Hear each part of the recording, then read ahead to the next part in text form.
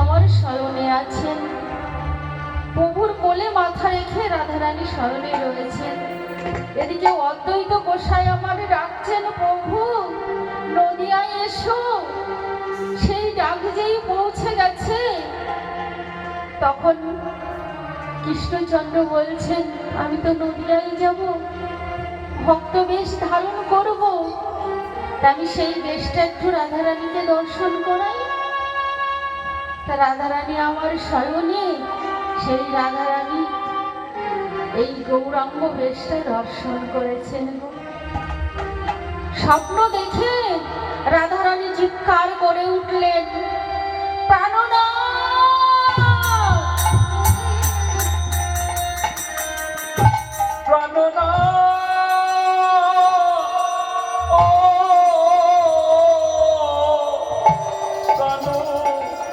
প্রাণনাথ, প্রাণনাথ,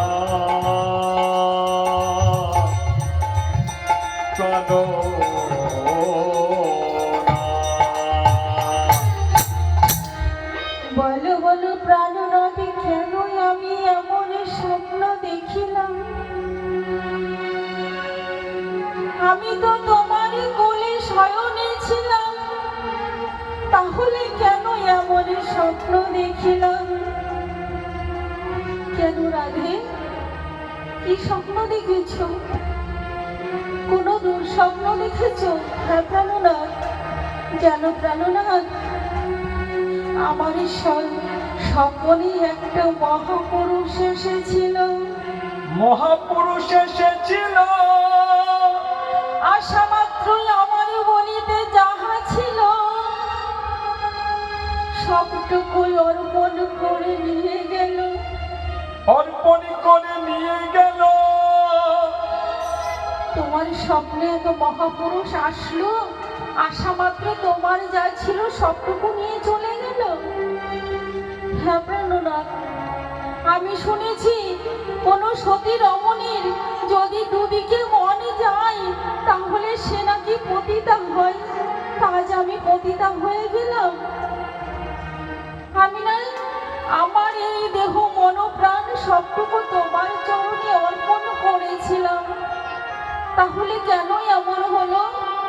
বলো না প্রাণনাথ, তুমি যদি না বলিবে, তাহলে আমি এই বৃন্দাবনে সকলের কাছে গিয়ে বলবো, আমার প্রাণনাথকে তোমরা কেউ ভালোবেসো না। যদি তোমরা আমার প্রাণনাথকে ভালোবাসো, তাহলে তোমরাও পতিতা হবে। রাধে,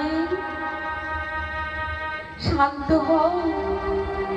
তোমার স্বপ্নে যে এসেছিল, সে কি আমার থেকেও দেখতে ভালো ছিল? না প্রাণনাথ, তোমার থেকে দেখতে ভালো ছিল না, ঠিক তোমারই মতো ছিল। শুধু পার্থক্যটা কি জানো? তোমার সুন্দর কেশ আর সেই মহাপুরুষের মস্তকটা মুন্ডন করা। তোমার পরনে রাজবেশ আর তার পরনে ছিন্ন বর্ণিল বেশ। তোমার করে সাদের মুরনি আর তার করে কুমণ্ডল। রাধে, ও আর কেউ নয় গো রাধে, ওটা আমি ছিলাম। তুমি যদি হবে, তাহলে ওই বেশ কেন ধরেছ? তোমার বৃন্দাবনে কিসের এত অভাব? রাধে, আমার বৃন্দাবনে কোনো অভাব নেই। আমি ওই বেশ কেন ধরেছি জানো? ওই বেশ ধরে আমি কলিযুগে ভক্ত বেশ ধারণ করব। করে কি করব জানো? ওই নদিয়ার পথে পথে গিয়ে আমি ধলাই গড়া গরি দিব, ধুলাই গড়া গরি দিব। ধুলাই গড়া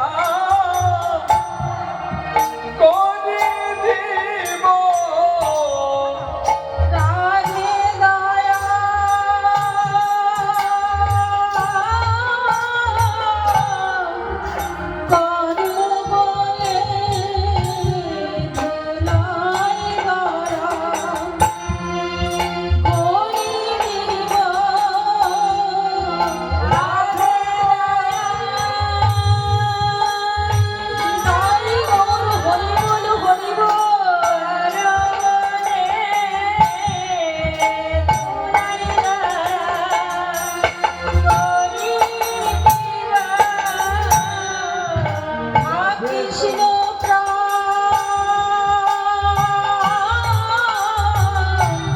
কৃষ্ণ বলে ভোলাই গড়া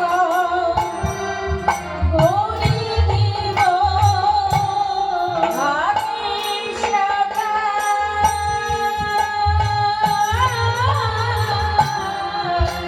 কৃষ্ণ বলে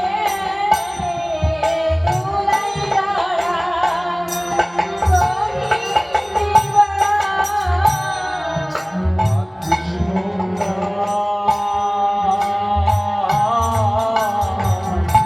কৃষ্ণ বলে ধোলাই গড়া গরি দিব রাধে দয়া করো বলে ভোলাই গড়া গৌরী দিব দয়া করো বলে ধোলাই গড়া গরি দিব রাধে দয়া করো বলে ভোলাই গড়া গৌরী দিব কৃষ্ণ প্রাণ কৃষ্ণ বলে ভোলাই গড়া গৌরী দিব কৃষ্ণ প্রাণ কৃষ্ণ বলে ধোলাই গড়া গরি দিব